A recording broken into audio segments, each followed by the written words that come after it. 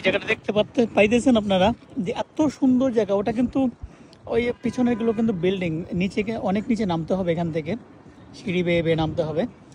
আমি যদি দেখাই আপনাদের তাহলে দেখতে পাবেন এখানে অনেকজন বসে আছে, তারপর এখানে সবাই এনজয় করার জন্য আসছে। এনজয় বলতে গেলে ঘোরাঘুরি, তারপর সুন্দর একটা ভিউ দেখার জন্য। অনেক শীত, অনেক পেরিয়ে শোনো পেরিয়ে এখন মানে ওয়েদারটা এত ভালো হয়েছে, মানে বলার বাইরে।